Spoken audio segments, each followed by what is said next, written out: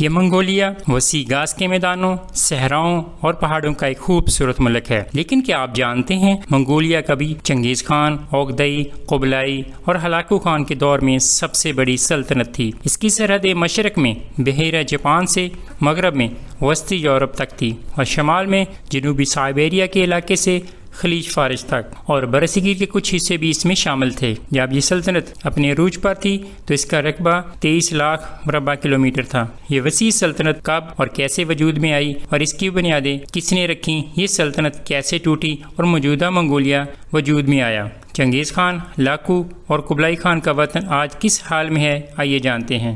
یہ 12ویں صدی میں تھا جب منگولیا خانہ بدوش قبائل کی سرزمین تھا۔ یہ خانہ بدوش قبائل اکثر آپس میں لڑتے تھے اور متحد نہیں تھے، لیکن یہ سب کچھ 12ویں صدی کے آخر اور 13ویں صدی کے اوائل میں بدل گیا۔ منگولیا کے ان خانہ بدوش قبائل میں سے ایک میں پیدا ہونے والے تیموجن نامی نوجوان نے ان تمام قبائل کو آپس میں ملانا شروع کیا۔ یہ اتحاد آہستہ آہستہ بڑھتا گیا اور 1206 میں تیموجن نے انسانی تاریخ کی سب سے بڑی سلطنت کی بنیاد رکھی۔ یہ وہی تیموجن ہے جسے ہم، آپ اور ساری دنیا چنگیز خان کے نام سے جانتی ہے۔ ابتدائی طور پر یہ سلطنت موجودہ منگولیا اور جنوبی سائبیریا کے ایک چھوٹے سے علاقے پر پھیلی ہوئی تھی۔ منگول سلطنت کی بنیاد رکھنے کے بعد چنگیز خان نے ابتدائی طور پر شمالی چین اور وسطی ایشیا کے مختلف علاقوں کو فتح کیا اور یوں امپائر کا سائز بڑھتا چلا گیا۔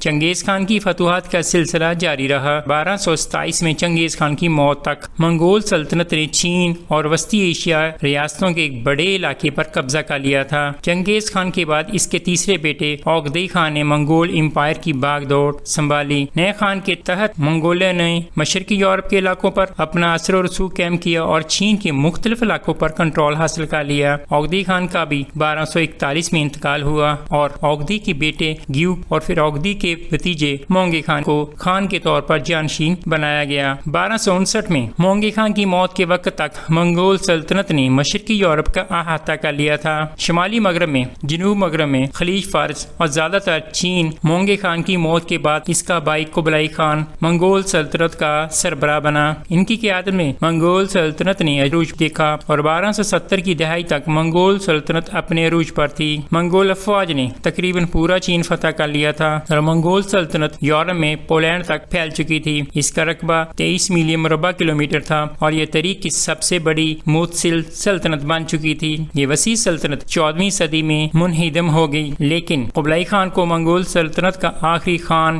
یا خاقان سمجھا جاتا ہے۔ آئیے جانتے یہ سب کیسے ہوا، سقوط کیسے شروع ہوا اور جدید منگولیا کیسے وجود میں آیا۔ چنگیز خان کی موت کے بعد منگول سلطنت میں توسیع ہوتی رہی، بلکہ اندرونی طور پر بھی تیزی سے تقسیم ہو رہی تھی، جس کے اثرات آنے والی دہائیوں میں بڑھتے رہے، جو بعد میں منگول سلطنت کے خاتمے کا باعث بنے۔ ہوا یوں کہ چنگیز خان کی موت تک منگول سلطنت میں دو اور سلطنتیں وجود میں آ چکی تھی۔ یہ سلطنتیں کسی بھی طرح مکمل طور پر آزاد نہیں تھی۔ ان دونوں میں سے ایک چغتائی سلطنت تھی جو قزاقستان وغیرہ کی ایشیائی ریاستوں پر مشتمل تھی، جس کا لیڈر چنگیز خان کا بیٹا چغتائی خان تھا، جبکہ دوسری سلطنت جنوب مغربی روس، یوکرین، بیلاروس وغیرہ پر پھیلی ہوئی گولڈن ہارڈ تھی۔ اس کا سربراہ چنگیز خان کا پوتا باتو خان تھا۔ باتو خان مغرب میں یورپ کی طرف اپنی مہم جاری رکھے ہوئے تھا اور یہ بہت ممکن تھا کہ وہ مغربی یورپ پر حملہ کر کے اسے منگول سلطنت کا حصہ بنا دے، لیکن چنگیز خان کا جانشین منگول شہنشاہ اوغدئی خان کا 1241 میں انتقال ہو گیا۔ اس کے بعد منگول سلطنت میں خان آف خان بننے کی جدوجہد شروع ہوئی۔ اوغدئی خان کی بیوہ اپنے بیٹے کو اس عہدے پر دیکھنا چاہتی تھی، جبکہ باتو خان کا خیال تھا کہ وہ خود عظیم خان بننے کے لیے زیادہ موزوں امیدوار ہے۔ باتو خان کا دعویٰ بھی اس حقیقت پر مبنی تھا کہ وہ چنگیز خان کے بڑے بیٹے کی اولاد تھے اور وہ عظیم خان ہونا چاہیے۔ یہ تنازع 5 سال تک جاری رہا اور اوغدئی کی بیوہ اپنے بیٹے گیوک خان کو منگول سلطنت کی باغ دوڑ دینے میں کامیاب ہو گئی۔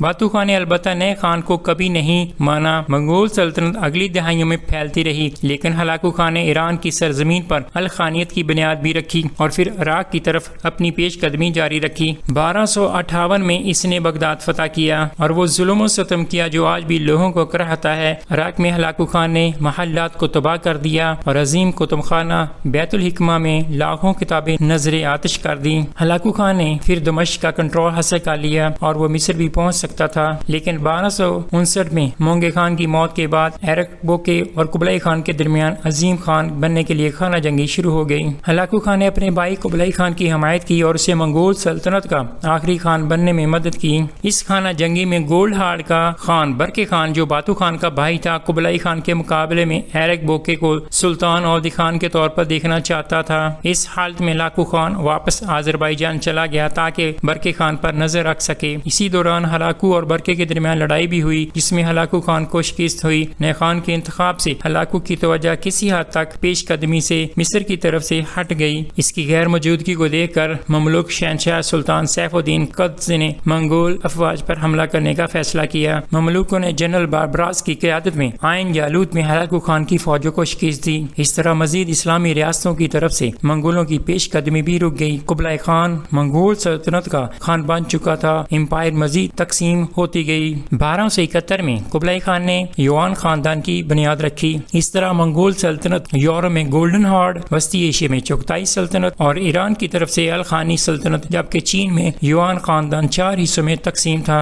اس کے بعد بھی منگول سلطنت نے کچھ اور فتوحات حاصل کی، لیکن چنگیز خان کی نسلیں اسے برقرار نہ رکھ سکی۔ اندرونی خلفشار اور سلطنت کے اندر سے مزاحمت کی وجہ سے جانشینی کا تنازع، منگول سلطنت یورپی اور ایشیائی طرف بھی اپنا کنٹرول کھو رہی تھی۔ 14ویں صدی میں اسلام منگول میں بہت تیزی کے ساتھ پھیلا۔ آخرکار 1368 میں چینی منگ خاندان کے ہاتھوں شکست کھانے کے بعد منگول سلطنت کا چین میں خاتمہ ہو گیا۔ 1644 میں منگ خاندان کے بعد چنگ خاندان نے چین اور منگولیا کا کنٹرول حاصل کر لیا۔ منگولوں نے 1911 میں چینی خاندانوں سے آزادی حاصل کی۔ اس کے بعد سوویت دور میں منگولیا بھی اس کے زیر اثر تھا۔ سوویت یونین کے انہدام کے بعد منگولیا نے ایک نئے آئین کا مسودہ تیار کیا اور آج کا موجودہ منگولیا ابھرا۔ جدید منگولیا کا رقبہ 2.3 ملین مربع کلومیٹر سے کم ہو کر 1.5 ملین مربع کلومیٹر رہ گیا، جو انسانی طریقہ سب سے بڑا امپائر ہوا کرتا تھا۔ اس کی سرحدیں کورین پینسولا سے لے کر وسطی یورپ تک پھیلی ہوئی تھی۔ آج کا منگولیا قزاقستان کے بعد دنیا کا دوسرا سب سے بڑا لینڈ لاکڈ ملک ہے، یعنی کہ اس کی سرحدیں صرف 2 ممالک چین اور روس کے ساتھ ملتی ہے۔ اس کے شمال اور مغرب میں اونچے پہاڑ ہیں، جبکہ جنوبی صحرائی زمین پر مشتمل ہے۔ ایشیا کے سب سے بڑے صحرائی گوبی صحرا کا ایک بڑا حصہ منگولیا میں واقع ہے۔ منگولیا کا 3/4 رقبہ گھاس کے میدانوں پر مشتمل ہے، جبکہ باقی جنگلات اور صحراؤں پر مشتمل ہے۔ شاید یہاں کی چراگاہوں کی وجہ سے یہاں گھوڑوں کی بڑی تعداد بھی پائی جاتی ہے۔ منگولیا کی پوری آبادی جتنے تکریہ گھوڑے ہیں، منگول کلچر میں ویسے بھی گھوڑوں کو ایک خاص اہمیت حاصل ہے۔ یہاں تک کہا جاتا ہے کہ گھوڑے کے بغیر منگول پروں کے بغیر پرندے کی طرح ہے۔ منگولیا کی کل آبادی 3 ملین سے کچھ زیادہ ہے۔ یہ اتنی کم آبادی ہے کہ منگول فاتحوں نے ایک ہی جنگ میں جتنے لوگ مار سکتے تھے مار ڈالے تھے۔ منگولیا گرین لینڈ کے بعد دوسرا سب سے کم گنجان ملک ہے، جہاں فی مربع کلومیٹر پر صرف 2 لوگ رہتے ہیں۔ پاکستان میں یہی تعداد 290 افراد فی مربع کلومیٹر ہے، اور دنیا کا سب سے گنجان ملک سنگاپور ہے، جہاں فی مربع کلومیٹر 7575 لوگ رہتے ہیں۔ عظیم منگول سلطنت کے عظیم شہنشاہ چنگیز خان قبلائی خان نے اپنی آنکھ اس جگہ کھولی جو اب منگولیا ہے، اور یہ بھی سچ ہے کہ سلطنت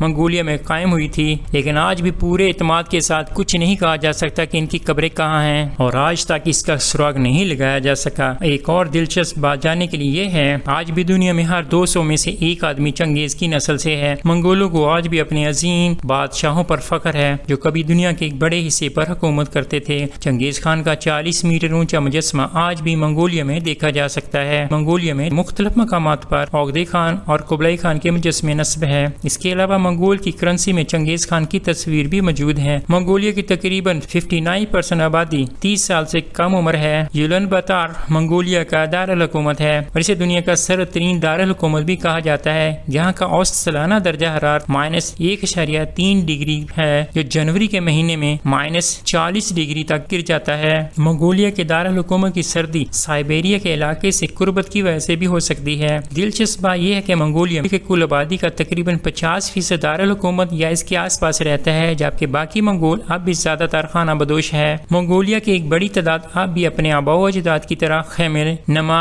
یاٹ میں رہتی ہے۔ منگولیا میں ہر سال جولائی میں ایک بڑا کھیلوں کا میلہ ہوتا ہے، جسے نادام فیسٹیول کہا جاتا ہے۔ اس تہوار کے بڑے کھیلوں میں سے گھوڑ دوڑ، تیر اندازی، کشتی شامل ہے۔ اس تہوار کو منگول اولمپک بھی کہا جاتا ہے۔ منگولیا کو گہرے نیلے آسمان کی سرزمین بھی کہا جاتا ہے۔ جاتا ہے۔ یہاں سورج سال کے 250 سے زیادہ دن آسمان پر چمکتا ہے، لیکن دوستو اس کا یہ مطلب نہیں کہ یہاں گرمی ہے، بلکہ یہاں سال کے بیشتر حصے میں سردی کا راج رہتا ہے، تاہم بارشیں زیادہ نہیں ہوتی۔ منگولین آئس کریم کے اس قدر شوقین ہے کہ آپ انہیں شدید سردی میں بھی یہاں آئس کریم سے لطف اندوز ہوتے پائیں گے۔ یہ بھی خیال کیا جاتا ہے کہ آئس کریم کا آغاز بھی منگولیا نے کیا ہے۔ اس ملک کے لوگ بہت مہمان نواز بھی بتائے جاتے ہیں، آپ بغیر دستک دیے ان کے گھر چلے جائیں تبھی وہ آپ کا استقبال خوش دلی سے کریں گے۔ عراق ان کا پسندیدہ مشروب ہے جو گھوڑے کے دودھ سے بنتا ہے۔ یہ مہمانوں کو بھی بےتابی سے پیش کیا جاتا ہے اور کوئی بھی اسے پینے سے انکار نہیں کر سکتا۔ ایسا کرنا منگول ثقافت میں بالکل بھی اچھا نہیں سمجھا جاتا۔ یہ منگول سلطنت، اس کے شہنشاہوں اور منگولیا کے بارے میں ایک بہت ہی مختصر کہانی تھی۔ آپ کو کیسا لگا اور آپ مستقبل ہم سے کس موضوعات کا احاطہ کرنا چاہتے ہیں وہ بھی بتائیے گا۔ شکریہ۔